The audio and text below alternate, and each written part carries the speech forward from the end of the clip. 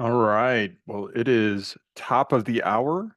Just wanted to welcome everyone. If you are here, you are here for our AI-powered productivity webinar, a beginner's guide to Atlassian Intelligence in Atlassian Cloud.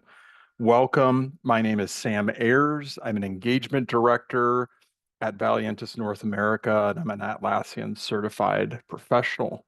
And I want to pitch it over to my counterpart, Joshua Dimitri, to introduce himself.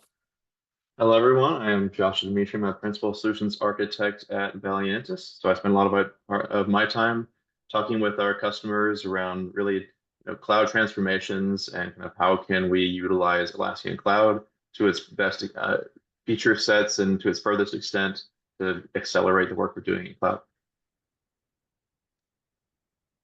Awesome. Well, we're both happy to be with you guys here today. Appreciate your attention and joining us. Hopefully, this will be an informative and helpful hour for you. So before I go any further, I just like to provide some information about Valiantys and just give you a sense of who we are and what we do if you're not familiar with us. So we've worked directly with and or partnered with Atlassian for over 17 years now. And our partnership with Atlassian has resulted in being awarded the coveted Atlassian Partner of the Year 13 times over. We're Atlassian's first global partner, truly spanning the globe at this point with a presence in APAC, Westpac, EMEA, and then obviously in North America. And then additionally, we are a Platinum Solutions partner with Atlassian. And Platinum Solution partners um, have a deep understanding of Atlassian's products as well as expertise in implementing and customizing these products for our clients. So this means that we provide a series of services and just be thinking about, even after the webinar, if any of these things pique your interest, Joshua and I are going to share our contact information. We would love to learn how we could potentially help you guys on your Atlassian journey, wherever you're at in the process of product adoption, et cetera. But our consulting services, for one, specialize in the full suite of Atlassian tools, and we cater honestly to organizations of all shapes and sizes. And we are 100% dedicated to the Atlassian ecosystem as an organization. From a training perspective, we provide extensive training programs as well as free content like the webinar you're attending now on the other side of the spectrum. We also offer Jira boot camps for Jira software, Jira service management boot camps, Confluence boot camps, Jira Line boot camps. And really, the boot camps specifically are all designed around helping out the Jira admin. So they really are at the admin role level. However, for day-to-day users of Jira and Atlassian products, we have what are called Atlassian user academies that are tailored more for that role. So just trying to paint the picture that our training offering kind of runs the full gamut. And then I'd be remiss, especially with Joshua on the phone here, if I didn't mention our custom development wing of the business. Our in-house software developers create customized solutions spanning from app development to actually creating unique user interfaces. And in some cases, user interfaces that live are embedded within Jira. And so the short version is with our custom development wing, if the solution you need doesn't exist, we can help bring it to a reality. All right, so enough about us. I want to talk about what we plan on covering during the webinar today. I want to talk a little bit just about what Atlassian Intelligence is and just kind of AI presence within Atlassian tools on a very high level. Just give you some pricing information to be aware of, share some demonstrations of some of the basic tooling within the Atlassian Intelligence realm, talk about what's currently available and then also what's coming soon in this arena. And then also, I want to pitch it over to Joshua to discuss Atlassian Intelligence and AI within the Atlassian platform from a custom solutions perspective. We'll give you in a sense of some webinars that are coming up that might pique your interest, and then absolutely we'll leave some time at the end for questions. And just as a quick reminder, as we move through the content today, if you have any questions, please don't hesitate to hit the Q&A button at the bottom of the Zoom session. And then just drop in your questions as we're going through the content. That way you don't forget them. And we will do our best to tackle those at the end of the session. We typically like to reserve anywhere from 10 to 15 minutes to go over them. All right, now all the formalities are out of the way. Let's talk about Atlassian Intelligence. And typically with webinars, I like to approach them with two questions. What is it and how does it work? Or at least attempt to answer those questions. So on a high level, Atlassian Intelligence helps teams accelerate their work, increase efficiency, and provide value faster using artificial intelligence rather. So for example, it allows you to generate and transform content, summarize critical details, find the work you need fast. And honestly, those are just three things of many now that Atlassian Intelligence and just AI capability and Jira Cloud helps you with today. So on the how does it work side of the equation, Atlassian Intelligence combines advanced language models developed by OpenAI with Atlassian's own AI technologies, including the teamwork graph, which is an understanding of your team's unique projects and workflows. So by leveraging the data and the context within the Atlassian platform, it delivers a personalized native AI experience while respecting the privacy of your data, which is a segue into what I want to talk about next, which is the technology and data security aspect of the tool, or really Atlassian Intelligence is a feature set within Jira as a tool. So as AI tools are being used ubiquitously in most organizations nowadays, I want to address some of the more prevalent questions that come up with Atlassian Intelligence. Chiefly among those, what we hear most often is how is the data that I'm putting in the tool being handled? So I will say on a high level, it is opt-in only, meaning all the Atlassian Intelligence features are opt-in only at the org admin level. And if you're not familiar with Jira permissions, when I refer to org admin, that is indeed a role within the Atlassian ecosystem at the cloud admin level. So in other words, an org admin with the right level of permissions, i.e. the highest level of permissions within Atlassian tools, must intentionally switch these features on a tool by tool basis. That's a second very important detail to mention. You can switch on, for example, Atlassian Intelligence for Confluence, but then leave it off for Jira Software or Jira Service Management. And I'm actually dating myself by calling it Jira Software. I think everything's just called Jira now, so apologies for those that are close to the ecosystem. Inputs aren't stored. So none of the inputs or outputs from AI are stored or used by Atlassian or their partners to train their models. I can't stress that enough. So inputs and outputs obviously being anything that users are putting into the tools or products themselves, which are in turn analyzed by Atlassian Intelligence. It respects permissions and data residency.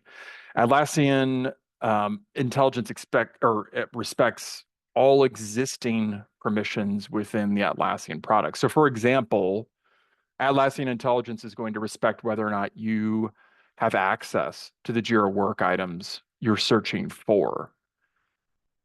All the data is processed and transmitted in accordance with Atlassian's privacy policy, data processing addendum, and then GDPR commitment. Unfortunately, as to date, although I would venture a guess that Atlassian's working feverishly on this front, the tool is not HIPAA compliant, or at least the feature of Atlassian Intelligence is not HIPAA compliant. However, at the beginning of the year, it is SOC 2 and ISO 27001 supported, which is exciting. And then last but certainly not least, it leverages OpenAI. So Atlassian does currently leverage large language models from OpenAI. However, each data request is sent to OpenAI individually over an SSL encrypted service to process and send back to Atlassian. So a lot of respect for your data and ultimately data privacy when it comes to Atlassian Intelligence. I won't spend a ton of time here, but just so you're aware of a couple of things, or a few things rather, on the pricing and packaging options. As of right now, Atlassian Intelligence is a cloud-only feature set.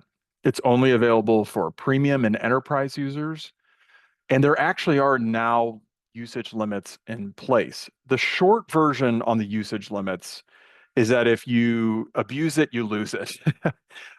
If there are, if it's discovered that there's been a disproportional use of Atlassian Intelligence by a user, they will politely receive an error message stating that they've exceeded their usage limit and to try again later. I'm sure we've all ran into this with ChatGPT or the free versions therein, or at least I have. On the more extreme side, though, if a misuse of AI has been detected, Atlassian Intelligence will be deactivated for your whole site, and AI features will no longer be available. So an admin will actually be required to contact Atlassian support to have Atlassian Intelligence activated for your users. In summary, stay inside the confines of Atlassian's acceptable use policy, and you won't run into any problems.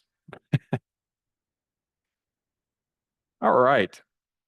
Well, with that, let's go ahead and jump into some of Atlassian Intelligence's functionality. And we're going to start by looking at a few of the more prominent features available within Jira today. But first, I want to show you actually how to toggle Atlassian Intelligence on within your Atlassian or Jira organization. So here I am in a project that I'll introduce in a moment where we're going to be doing a lot of our demonstrations. But you simply go, assuming you've got the permissions, which at this point you'd be an org admin, you'd go to settings, and then you could pop over to this user management menu. It's going to open a new window typically. And then if you go to settings, you can go down here to Atlassian Intelligence. There may be a little new flag next to it. And then this is where you can select the apps where you want to turn on or toggle off Atlassian Intelligence. So in this case, you can see that I haven't flipped it on for Compass. I can check the box here and then click Next. And then I accept Atlassian Intelligence specific data residency here, and then you've got it flagged on. Now, if I want to remove it, it's as simple as removing here as well, clicking confirm, and then you've got some feedback that you can provide. So it's as simple as that, but ultimately that's where you would toggle on the feature itself. All right, let's go ahead and jump into our Jira project where I'll be demonstrating a lot of what we're talking about today, at least on the Jira side. So this is a fictional marketing team that's using a Jira work management template within Jira, and we are conducting a marketing campaign for Atlassian Intelligence. So as I mentioned earlier in my introduction, Atlassian Intelligence allows you to generate and transform content. So you can create content based on a prompt, rephrase content, restructure content. And so I want to show an example of each just within Jira. So I'm going to jump into one of my issues here. And by issues, I mean work items. I'm going to catch myself probably throughout this webinar, uh, correcting myself here. And we're going to look at AMC4 here. And currently the description says, upgrade to new billing system now requires us to launch a new marketing campaign. And that's great. Let's say we want to get a little bit more detailed. So I'm going to go ahead and edit this description, hit my Atlassian Intelligence button here on the top right. And let's say add some ideas for how to approach leveraging social media for a marketing campaign. And then hit enter and see what it does. In a matter of seconds, or literally a second, I have an outline that I can run with that will truly help me with what I just asked for it to do. So we'll click insert below. That's great. Now let's rephrase some content. So I could highlight some of this text and maybe I'm sounding too direct here, or maybe I go down to one of my comments and maybe this comment comes off as a little edgy or snarky. I can edit this comment, highlight it, go to Atlassian Intelligence, and change my tone to being more empathetic, for example. And then I can replace. So I can say, hello, I hope this message finds you well. I just wanted to reach out and express my understanding of your need for a response. Much nicer, maybe a little too warm and fuzzy, but let's say I want to roll with it. I click save, and then boom, I've got what could be perceived as a snarky comment showing a little bit more of a softer communication touch there. Restructuring content. So if I go back up to my issue description here, and I highlight this text.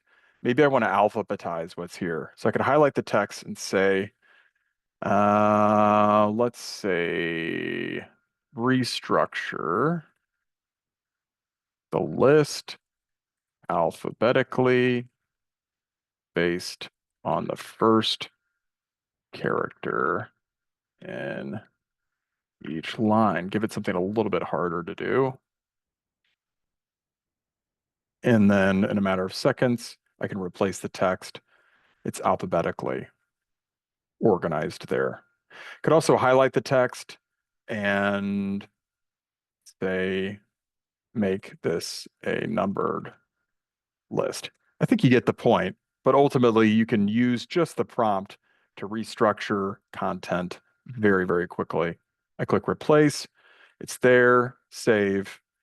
And then as you can see, I have a much more detailed, actionable task that may not require, or at least require less questions than maybe the first iteration of this particular task would have. All right. So some extra features that I want to talk about. This is one that I'm excited about as a Jira admin myself, and that is the ability to use Atlassian Intelligence to create automation rules. So if I go to my project, go to project settings, still getting adjusted to the new UI, although I actually really do like it. And then we go down to automation here. And if AI is flipped on, you should see this button up here on the top right, create with AI. So on the right now, you see that this prompt has come up and let's use, or actually let's create a rule that a PM or a project manager might use. So when all subtasks are completed, add a comment to the parent, letting the assignee know. This is something that I know I've created a ton of times over the years. I know that this is a heavily used use case for automation also. I hit enter.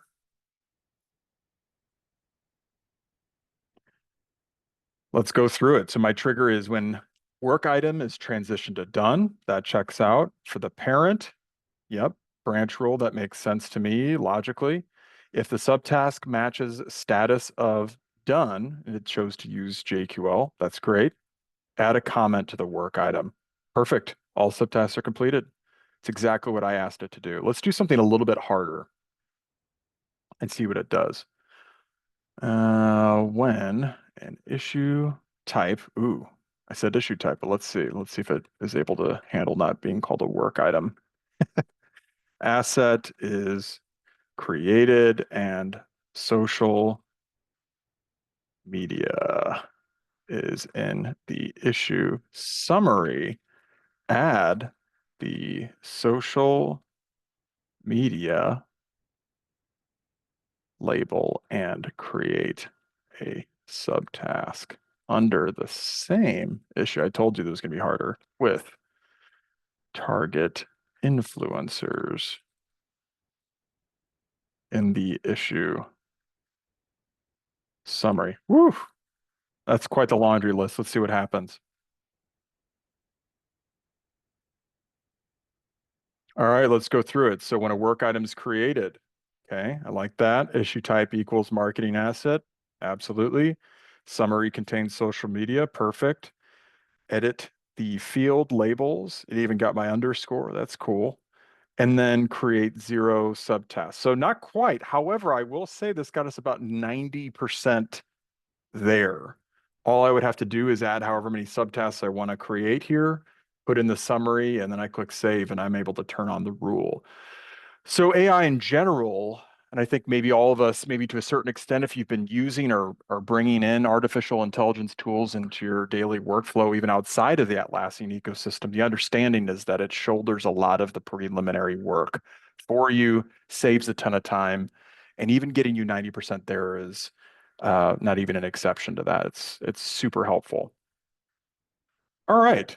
Something that I could see a day-to-day user using all the time is just issue search. So if I go here and let's say I want to view all work items, something super powerful, you've got over here, and it actually already defaults to Atlassian Intelligence within the search bar. Let's say I want to search for all issues assigned to me and that also have the word webinar in the summary. I hit enter, and in a matter of seconds, I've pulled in every issue that meets that criteria. It's a focused list among thousands of issues, super helpful. What I think is also really cool is that it gives you the JQL query that you would need to find this on your own as well, which is pretty neat. You might need that for automation rules or an issue filter down the road. Super helpful. Let's try something else. Something when I was learning Jira that was very elusive to me were any of the date operators within JQL. And so what I love about Atlassian Intelligence is it really simplifies, do I need a greater than, less than, equal, tilde, whatever I need for my query. It simplifies this much, much more. So let's give it something time-based. All issues assigned to me and were created last month. Processing. Look at that. Hone list of issues. I'm able to see everything that was assigned to me and that was created last month. And you can see what I mean with the JQL query. Gets a little hairy. And you've got greater than and less than sign, start of month. Which one do I use? I don't know. Use Atlassian Intelligence and then learn is my answer now. So pretty cool. All right, so let's take a look at some of the features within Confluence now at this point in the presentation. So in alignment with my fictional marketing team, I have a fictional space that I've created, also within the new UI, super slick, and it adjoins to my marketing project. So I'd like to show similarly how I showed you in Jira, how Confluence and AI or Atlassian Intelligence in Confluence allows you to generate and transform content via prompt, rephrasing the content, and then also restructuring it. So um, let's go and actually create a new page. So even though I just said we're in a marketing team, we're probably not going to be interested in anything a Scrum Master would do, but just for the sake of giving you a different example, let's create a document that might be helpful for a Scrum Master who's going into Scrum ceremonies, maybe talking to other Scrum Masters and trying to deliberate or figure out what they would want to talk about within said Scrum ceremonies, and they need an outline to get started. I can click this write button that has the Atlassian Intelligence logo and simply write, create an outline for Scrum ceremonies, enter.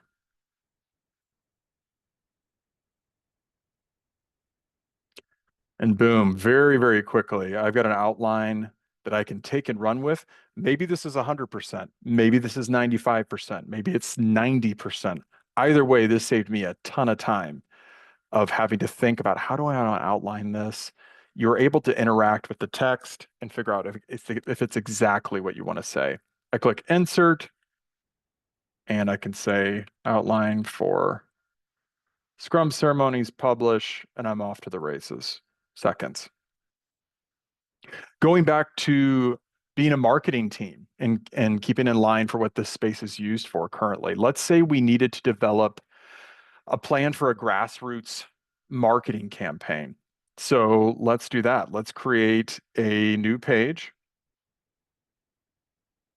go to my typing prompt, click write, and let's say provide steps to develop a grassroots. I'm not sure if that needs a hyphen. That's all right. Campaign. Enter,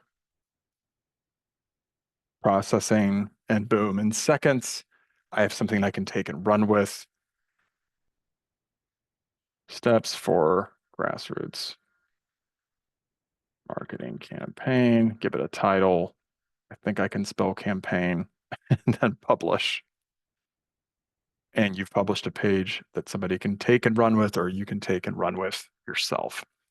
Let's rephrase some content similarly to what we saw in Jira with rephrasing that description. Let's jump up to this mobile first experience launch project charter page. And there's some kind of wah-wah text here where we're talking about losing customers over the past 3 years. Maybe that's not the most uplifting message that somebody wants to see when they first land on this page. So I'm going to go ahead and click Edit, highlight the text, click Atlassian Intelligence, and similarly to what we did earlier, let's change the tone. Let's show a little bit more empathy. The company has been facing challenges. Ooh, I like that word. Instead of losing customers, we're facing challenges and retaining customers over the past 3 years, et cetera. You can see that this is much softer language. I could insert below if I want to kind of assess, compare and contrast what's there, or I could replace the text altogether. Again, in a matter of seconds. Something that I love as somebody who leads engagements, leads teams. I'm always taking notes. Sometimes my notes are chicken scratch. Sometimes I'm leading a call and taking notes at the same time. Something that is just baked in to Confluence and Atlassian Intelligence within Confluence is the ability to pull out action items. So not only are these notes that I took absolutely terrible and almost like undiscernible, if anything that you could do with them, you do have the ability to give Atlassian Intelligence a chance to try and pull some action items out of this. So I'll highlight the text and then I'll click my Atlassian Intelligence button. And if you scroll down a little bit, super cool, click Find Action Items. And in a matter of seconds, Atlassian Intelligence is going to go through all the text and try to determine if something is actionable from the notes that you took. And I would say, actually, having taken these notes, these are pretty good. Provide a solution design for the workflow and issue types, provide the structure for Jira to the teams, develop a multi-project view for better insight. I can click Insert Below. This is also where I could @mention folks. Right now in my test instance, it's only me, but I could @mention folks, draw their attention to that action item, pull that into a Confluence macro. And again, you've saved a bunch of time not having to type out this full brick of text here. Pretty neat. Something that you'll probably want to do. So I work in the cloud migration space predominantly, or have in for the past couple of years, and a lot of times we're building these super lengthy assessments. One that I just created recently was about 60 pages. So a lot of information. Something super powerful, very simple or seemingly simple, but often overlooked is just the ability to summarize text within Confluence. And so basically within any page, you have the ability, whether it's published or not, you can summarize what's on the page by clicking this Atlassian Intelligence button on the bottom right, and then click Summarize. And you get a very quick summary and high level of what's there, quickly condensing lengthy information into something that's quickly ingestible that you need to get caught up to speed on, perhaps. Similarly, if I edit this page, I can highlight the text and interact with the Atlassian button here for text that I might be working on. And then I can summarize the writing here as well on the edit screen. Pretty neat. Seemingly simple, but easily overlooked, but honestly a super valuable feature to be able to just understand a lot of information very quickly, especially if you're going into a meeting last minute and just need the cliff notes. All right. So with that, let's go ahead and jump back to our presentation. I want to give Joshua plenty of time to talk about some of the things, exciting things in his world within this space. Before I do that, though, I just want to highlight some of the current features. So you guys saw some kind of basic introductory features today. As you can see, this is up to date as of yesterday. I pulled this from Atlassian's documentation. These are all of the current features available today. Within Jira and Confluence alone, I haven't even brought into the equation or the discussion rather, Jira Product Discovery, Jira Service Management, Trello, Bitbucket, Atlassian Analytics. There's a lot of features available within the ecosystem. And so again, just covering what I talked about today, there are all kinds of features that we didn't even talk about. So this is really to whet your appetite. If any of these features really pique your interest, I strongly encourage you, give Atlassian Intelligence a shot. You may also, just like I do quite frequently, spin up a test site of your own, flip on the features, test them in a safe environment without prod data, and get yourself acquainted with what's there. Atlassian is investing heavily in this space, and there's a ton of exciting features coming down the pipeline. So hold on to your hats. I will say I see this list literally change month by month, if not every few weeks. It's staggering with the amount of development that's going into this space. And so with that, I want to pitch it over to Joshua, who's going to kind of talk about the Atlassian Intelligence features from a custom development standpoint, and also touch a little bit on Jira Service Management, I believe. So Joshua, take it away, sir.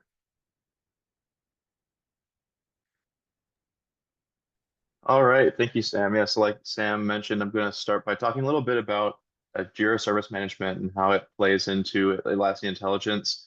Essentially, what I want to talk about is virtual agents. So one of the things that always comes up when we talk about AI, integrating that into our processes is especially in the area of service management. It's how can we reduce the workload on kind of the lower effort or kind of lower complexity ticket than service management. One of the ways of doing that is in JSM virtual agents. So we're not going to be able to, based on time, spend too long kind of diving into virtual agents today. And this is kind of, more of our introduction to Atlassian Intelligence either way. But I just wanted to give you some awareness of this feature that does exist. Essentially able to set up different flows of conversations. And some of these screenshots that you're seeing here are from the Atlassian pages around virtual agents and talking through the way to set them up and the documentation there is really fully featured. So you can kind of go and build out some agents with different flows of how you want to have the conversations with the customers that are talking and creating those tickets and adding comments. And then it will basically decide if it has a high level of confidence of matching the intent of that conversation to a certain action, or if it needs to be sent to a human agent to kind of handle that task. So one thing that you should just kind of keep in mind as you are integrating AI into your process is that this does exist and it is out there. What I want to do now is go a little bit beyond just the standard kind of work management topics and service management and kind of the standard way of thinking about AI. So as we're looking at AI across the board in really every part of just about any industry, it's kind of this big buzzword that we want to do a lot of things with AI. And we really want to integrate it to every part of our process. It's an accelerator, it's a force multiplier. It is a way for us to kind of take the same amount of effort, but create more and create better work and outcomes from that effort, right? So we want to integrate that not just in our work management, not just in our service management. We want to also integrate that across the board for just everything we are doing from like a process standpoint, even from the internals of our business.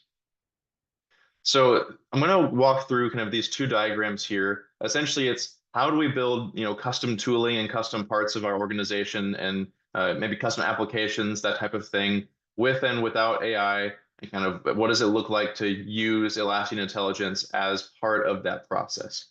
So not every organization is going to have their own fully featured version of custom apps and custom tooling everything like that. But you will probably have integrations. You probably have customizations that you do on the tool set. And basically, any company of any size has more than just one tool that they use across the board. So they want some way to connect it. So as we talk about bringing AI into all of those tools and all of those processes, we want to find ways to, from one place, from kind of one solution, in this case, Atlassian Intelligence, can we get AI value and AI opportunities kind of on top of all of that information, all of that data? Can we bring it to every process, not just what's already inside of our Atlassian tools?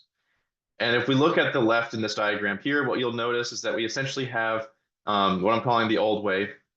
This is what it looks like if an organization was to create their own internal tooling for AI. So if you were to kind of build up from scratch, here's my own AI model and kind of I'm using these third-party tools, but I'm building together my own way of creating AI value in my organization. It would require that you take, all your Atlassian tools on the right or on the left, all your custom tools. So if you have custom applications you've built or, scripts that you've written over time that do some things in your instance or even just large scale automations, along with in the middle, we're kind of bringing it all together into some custom handling of AI. We have a custom data store, so we have to store all the information in the database somewhere. Then we have a little application we probably have to build as like the interface to interact with that data. And then we have to actually have the handling of the AI itself. So the large language model, the different processing layers, we have to do all of that internally. This essentially requires having like 3 different teams, right? We need to have a database team, a front-end development team, and we need to have the data scientists actually handle the AI prompting and processing. So we have all of this additional, layers of needing to add, employees, needed to add a lot of, high cost resources essentially. And what we still don't get out of this is the direct integration between that AI tooling and the data in like our Atlassian instance or our other tools even. So we have this world where all of our work is being tracked and done and our knowledge base is being stored in Atlassian tools. And we've just done all this extra work to get no integration to those tools directly. So on the right is kind of the Atlassian Intelligence version of that story, but we don't have to do any of that work. Atlassian's handled that for us. We don't have to have, all of those teams spun up to kind of handle all of those different concerns. We can instead just use Atlassian Intelligence on top of all of those different tools. Now, the one piece here that is going to be severed by that is if you'll notice on the right now, the custom applications and tools and external sources, and this could be even other SaaS products, other SaaS tools that you really want to have AI value, not just for your Atlassian tools, but for everything across your whole organization. Well, we have not yet seen the way that we can integrate all of those things together. And one of the ways that we can do that is going to be with Forge. So Forge is the custom development framework by Atlassian for Atlassian Cloud. So if you're looking at building custom development and kind of like creating your own apps and your own integrations, Forge is going to be a big part of that equation because it is the platform you'll use to develop on top of. We don't have the time to go deep into that, and this is kind of an introductory section. But I just want to make sure that you are kind of aware that this is a tool that's available at your disposal to build some integrations that are handled on Atlassian servers. So you can build an integration in Forge, it can be handled on Atlassian servers, or you can even just build a connection between all of the tools your software development team that you may have has already built, all the other SaaS products that you have in your organization. You can create connectors from those tools through Forge to then bring that data into the Atlassian environment. And once that data exists in the form of Jira tickets or Confluence pages or whatever sort of information we have in our Atlassian world, well, now all of a sudden the AI tools from Atlassian Intelligence are available directly on top of it. So we're basically using Forge as a way to supplement the data set that we can use for Atlassian Intelligence. And it allows us to build this tooling and create the AI value across the entire organization. Now, one of the things that this is going to bring up, and if you've been around Atlassian for any time at all recently, is you will have heard about Rovo, and that Rovo is kind of an additional layer to this equation. And Rovo goes kind of one step further from Atlassian Intelligence. And I will touch on that a little bit here in a second. What I want to do is show you first an example of kind of how this will look with all of these things together. And then I'm going to show you a little bit about how Rovo fits into the equation.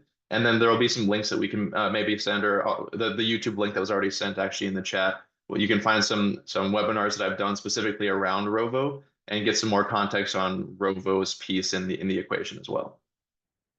So an example here of where we've done this successfully, which is like bringing in data to the Atlassian environment that wasn't already here, is what we call our fleet manager application.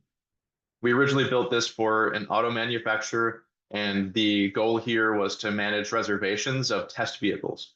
So any vehicles that are going out and being tested to find the defects in those vehicles and kind of report on them and keep track of that would be showing up in this application where you can see them in this list. And you'll notice it's actually running as an app in Jira. So this is a tool that was built entirely on top of Forge and on the development frameworks provided by Atlassian. It runs on Atlassian servers because of that. And it's basically using Jira as its backend. So the database for this application is JSM assets, and it's Jira tickets being created and requests being created in a JSM project, as you can see over here on the screenshot on the right. And because of that, now we can actually utilize Atlassian Intelligence, and Atlassian Intelligence can help me do the searching like Sam showed to find reservations for certain different criteria. They can help me transform some content. And then once I introduce a Rovo, and I'll show you this example here in a second, I'll be able to take all of that information, bring it all together, and kind of like create this fully featured set of AI value on top of this data that didn't previously exist because this data wasn't necessarily brought into our environment, right? So as soon as we bring more of this context to our Atlassian tools, where our work is already being tracked, so we bring this context to where the work is being tracked, and now Atlassian Intelligence is able to operate on all of that data and give us that value, not just for Jira and Confluence, but also for our custom applications like Fleet Manager in this case. So now let's talk a little bit about Rovo. So Rovo is essentially kind of going one step further in the conversation of AI. This is where we're going beyond just some generative content. We're actually able to have like a chat interface and talk to Rovo, get answers back, kind of like speak to an AI agent as well. We're actually also able to integrate with automations and kind of build a lot of different flows with Rovo. And the combination of Rovo and Forge is going to create this environment where all of our external tooling can be very easily kind of brought into our environment through the tools like Rovo. So Rovo has a concept of a connector where you can actually use what's called a Rovo connector to connect to an external application. So let's say you have a SharePoint site that you want to link all of the data from SharePoint into your environment and also use AI to like ask questions about the data across those different tools. You can do that with Rovo. If you want to see more about that, I'll show you a couple examples here. But once again, you can go to our YouTube page and kind of keep an eye out on the videos showing up there from webinars that either I've done in the past or will be doing in the future, specifically around Rovo. But Rovo is going to be a major part of this equation going forward. I do want to show you one example of kind of where this is going beyond the generative AI that we saw in Atlassian Intelligence. So this is an HR service management example that we kind of created here, where there's this chat button at the top right of our screen. This is actually the Rovo chat. And I can go in here and talk to a Rovo agent, an agent basically being a persona on top of AI. So similar to like using ChatGPT or something like some tool like that, right? Where you're talking to an agent or talking to some sort of chat interface. But the differentiation between that and an agent like this is my HR assistant here is able to do more than just give me information from the broader context. It's actually able to take action for me. It's able to do things on the user's behalf. It's able to give me answers specifically about the information in our Confluence knowledge base. So I can go in here and even say something like, can you help me create a vacation request? And this assistant is actually built through Forge. So I built this assistant kind of by writing some code behind it, but you don't actually have to do that to build a lot of these agents. If you go to some of my other webinars, you'll see kind of actually a step-by-step process of how to build an agent. I've done a couple workshops where I walk through that, and you'll see that it's actually pretty approachable to build these. In this case, I've gotten, and of course, I'll be happy to help you kind of help create that vacation request. I'll give it some dates. Maybe I want to do, what do I want to do? June 15th to June 18th. And once I provide it with those dates, what it's going to do is kind of ask me to confirm. I'll go ahead and hit confirm. It's gotten that correctly, vacation start and end of the 15th to the 18th of June.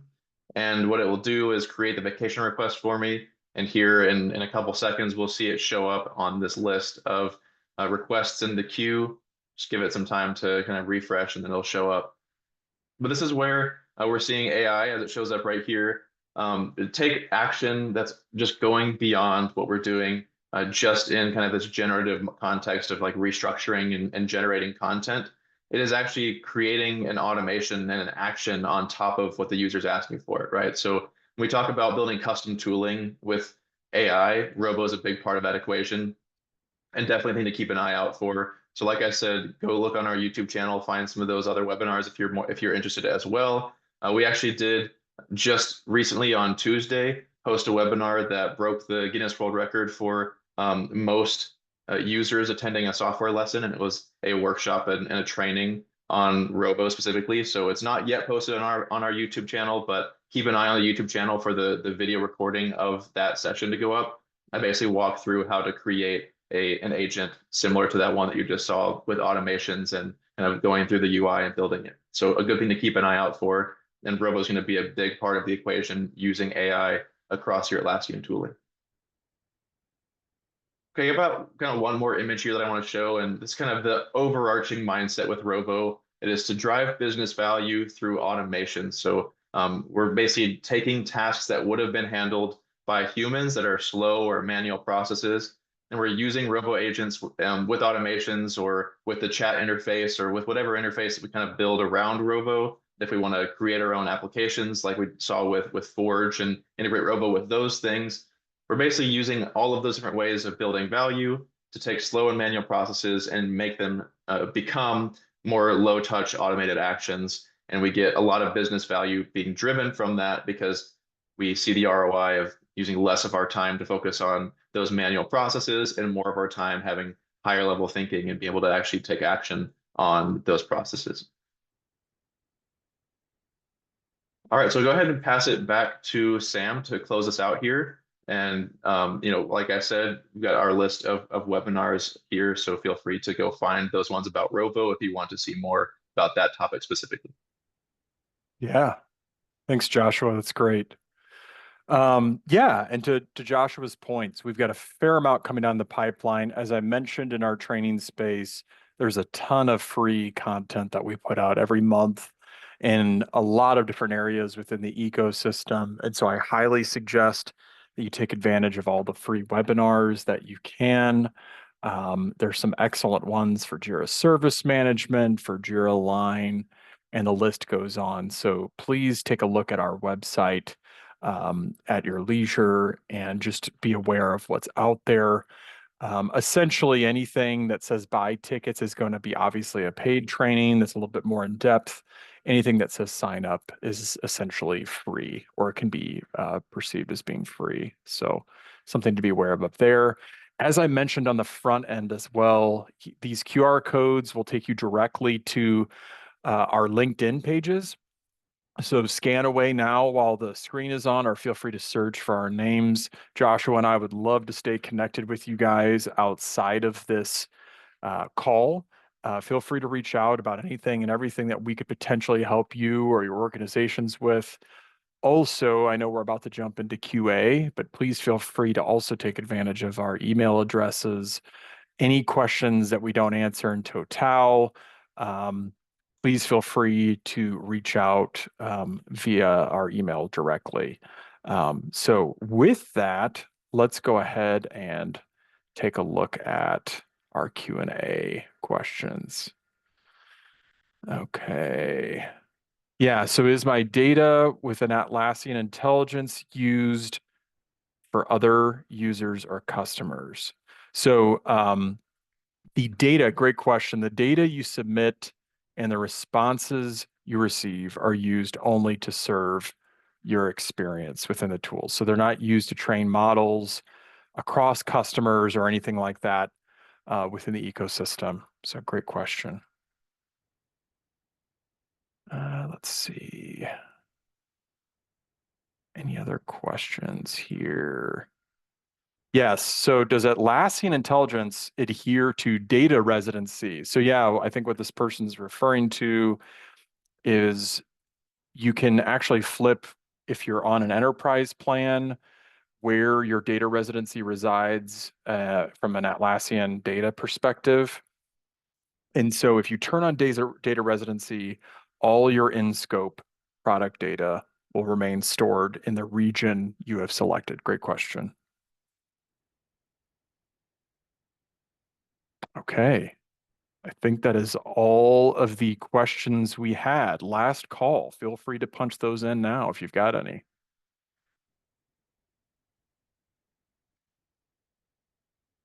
All right, folks. Well, it's been a pleasure being with you here today. We really appreciate your attention.